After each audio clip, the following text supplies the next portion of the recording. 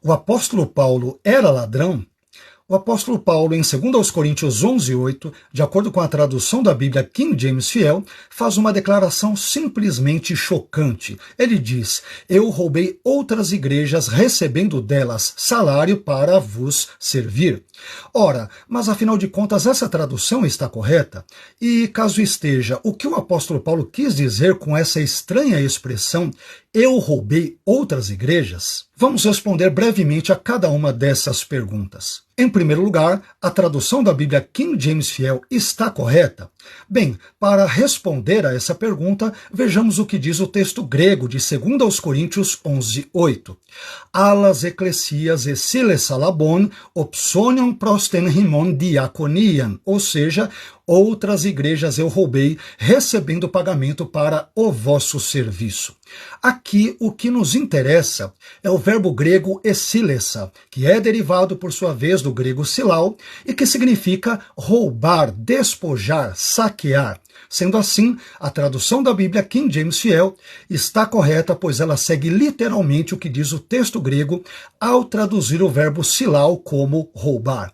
Mas, se este é o caso, isso nos leva então a uma segunda pergunta.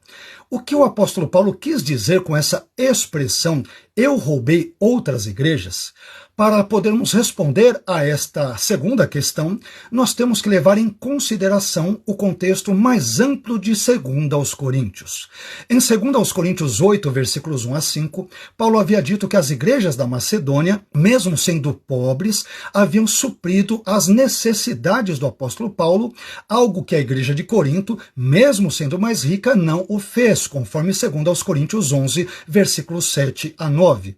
Então, diante desse contexto, o apóstolo Paulo, fazendo uso de uma linguagem irônica ou hiperbólica, está dizendo mais ou menos o seguinte para os coríntios: já que vocês, coríntios, apesar de serem mais ricos, não sustentaram meu ministério, outras igrejas, como as igrejas pobres da Macedônia, por exemplo, fizeram isso. As igrejas macedônias me sustentaram, como se tivessem pago por um trabalho que eu, Paulo, realizei entre vocês. Sendo assim, ao receber sustento de igrejas mais pobres do que a igreja de vocês, eu agi como se tivesse roubado essas igrejas em benefício de vocês, para que eu não lhes fosse pesado. Portanto, quando o apóstolo Paulo escreve para os coríntios e lhes diz: outras igrejas eu roubei recebendo pagamento para o vosso serviço, Paulo estava criticando de forma irônica a atitude mesquinha da igreja de Corinto, que, apesar de ser mais rica do que as igrejas da Macedônia, por exemplo,